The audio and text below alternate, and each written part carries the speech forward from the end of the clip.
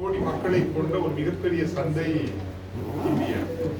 நாம் தமிழகத்திற்கு உள்தான் அதிகம் வணிகம் தொழில் செய்கிறோமே தவிர தமிழகத்தை கடந்து குஜராத்திகளைப் போல் மார்வாடிகளைப் போல் நாம் வெளியே செல்வதற்கு ஏதோ ஒரு உளவியல் தயக்கம் இருக்கிறது. நாம் செல்வது இல்லை. உலக சந்தைகளை விட இந்தியா மிகப்பெரிய சந்தை என்பதை தமிழர்கள் உணர வேண்டும். எனவே தமிழகத்தினுடைய எல்லா நகரங்களிலும் இருக்கிற தொழில் வணிக தமிழர்களை நாங்க இந்த மாநாட்டிற்கு 10,000 50,000 கோடி தொழில் செய்கிறவங்களுக்கு உண்டல்ல, சிறு குறு நடுத்தர வளர்வதற்கு வாய்ப்புள்ள அந்த தொழில் அதிபர்களை இலக்கு வைத்துத்தான் இந்த தமிழர் தொழில் வணிக வேளாண் பெருமன்றம் இயங்கி வருகிறது. உங்களுக்கு தெரியும், எங்களினுடைய எல்லா முயற்சிகளும் ஒரு தமிழ் வேரோட்டத்தோடு இருக்கும். சென்னையில் மட்டுமே 12 கிளைகள் இயங்குகின்றன. ஒவ்வொரு கிளையும் தமிழ் பெயர் தாங்கி அது அலைகள், அனிச்சம், செங்காந்தல், ஆம்பல், திரவியம், வாகை இப்படி என்றெல்லாம் தமிழ் பெயர் சூடி இயங்குகின்ற ஒரு தொழில் வணிக அமைப்பு என்றால் அது தமிழர் தொழில் வணிக வேளாண் பெருமன்றம் தான். மீண்டும் நான் சொல்ல வந்த கருத்துக்கு வருகிறேன். எனவே இந்தியாவிற்குள் தமிழர்கள் தொழில் வணிகத்தை விரிவுபடுத்த வேண்டும், தமிழகத்திற்குள் விரிவுபடுத்த வேண்டும் என்பதற்காக கோவையிலிருந்து ஒரு 40 தொழிலதிபர்கள் வருவார்கள், மதுரையிலிருந்து வருவார்கள், நாகர்கோவிலிருந்து வருவார்கள், திருச்சியிலிருந்து வருவார்கள். நம் தமிழகத்திற்குள்ளேயே பரஸ்பரம் ஒருவருடைய தொழில் என்ன என்பதை அறிந்து கொள்ள வேண்டும். இப்போ ஒருத்தருக்கு இங்கிருந்து ஒரு பிரான்ச்சைஸா கொண்டு போகணும், இவருடைய தொழிலை புதுக்கோட்டைக்கு கொண்டு போகணும்னா இந்த அமைப்பு, இந்த மாநாடு உதவியாக இருக்கும். நம்ம வெளிநாட்டுக்கு போவதற்கு முன்னால் உள்நாட்டிலேயே நாம் தொழில் வணிகத்தை விரிவுபடுத்துவதற்கு இது ஒரு பெரிய வாய்ப்பாக இருக்கும். இரண்டாவது, நான் சொன்னதை போல இந்தியா பெங்களூரில் மட்டுமே எங்கள் தாய்மொழி தமிழ் என்று அரசுக்கு அறிக்கையிட்டு பதிவு செய்திருக்கிற தமிழர்களின் எண்ணிக்கை 2011. அதுக்கு பிறகு இன்னும் அந்த கணக்கு வரல.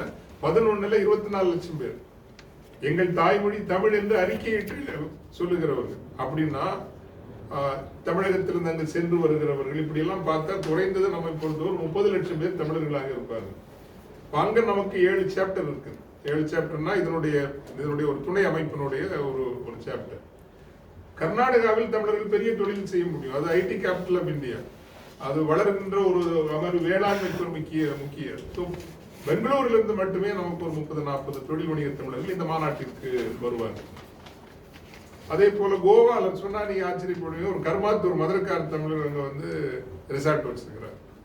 ஒரு கோயம்புத்தூர் தமிழர் பெரிய ஃபேன் ஃபேக்டரி வச்சிருக்காரு. கோவால தமிழர்கள் இவ்வளவு சிறப்பாக இருப்பார்கள் நமக்கு தெரியாது.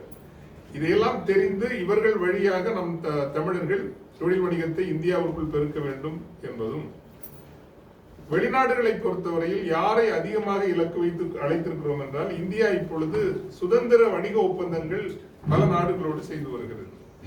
அமீரகத்தோடு செய்து விட்டது, UAE, துபாய், ஷார்ஜா, அபுதாபி. ஓமானோடு செய்திருக்கிறது.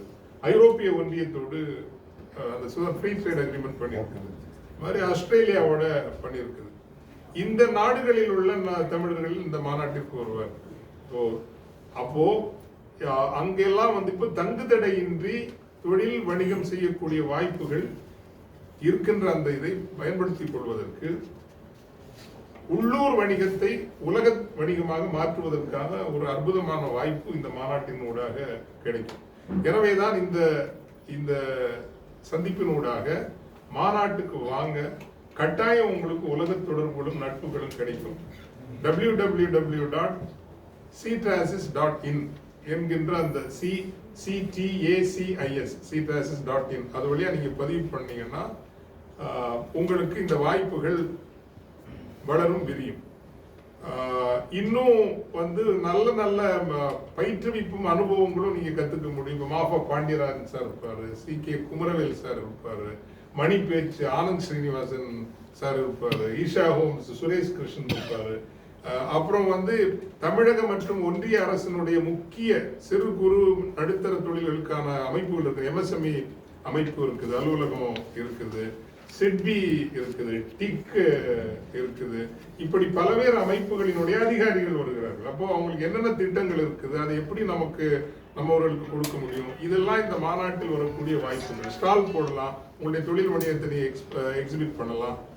ஒரு கேள்வி எல்லாம், இந்த மாநாட்டுக்கு நாங்கள் வச்சிருக்கிற பேர் தமிழர் 4.0 வச்சிருக்கிறோம். 4 பாயிண்ட் சுழியம், 4 புள்ளி சுழியம். இதுக்கு என்ன அர்த்தம்னு பலருக்கும் புரியாது. இது என்ன 4.0 வச்சிருக்கீங்களே என்ன அப்படின்னு. வேற ஒன்றும் இல்லைங்க.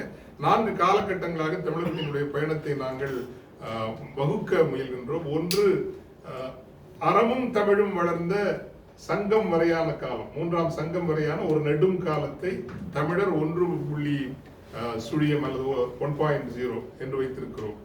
தமிழர்கள் பெரும் கடல் வணிகத்தை கட்டுப்படுத்தி பேரரசுகளும் உருவாக்கிய பாண்டிய மன்னர்கள் காலம், ராஜேந்திர சோழனின் காலம் அப்படிங்கிறத தமிழர் 2.0 அப்படின்னு வச்சிருக்கிறோம்.